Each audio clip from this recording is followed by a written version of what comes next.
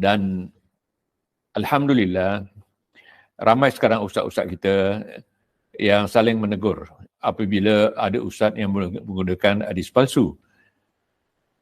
Bagi saya, kalau ustaz ini sama ada dia sadar atau tak sadar menggunakan hadis palsu, ini tetap satu kesalahan. Kerana seorang da'i perlu ada ilmu untuk berdakwah. Dan dakwah ini tauqifiyah, yakni mengikut sebagaimana yang sudah ditunjukkan oleh Rasulullah sallallahu alaihi wasallam. Saya katakan wajib bagi setiap ustaz mempelajari ilmu sanad.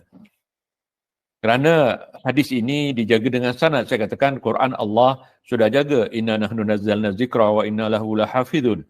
Tetapi hadis kita jaga dengan ilmu sanad.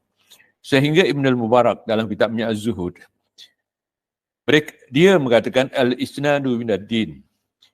Laula al-isnad laqala man sya' ma sya'. Kata Ibn al-Mubarak, sanad, ilmu sanad adalah termasuk dalam agama. Kalaulah tidak kerana sanad, yakni ilmu sanad, seseorang tu akan bercakap semaunya. Akan dikatakan qala Rasulullah. Bagi kita sanadnya dulu, yakni perawinya. Jadi kalau perawinya ada masalah, hadis ini tidak terus diterima. Adapun perkataan tadi, kita boleh ambil juga ya dalam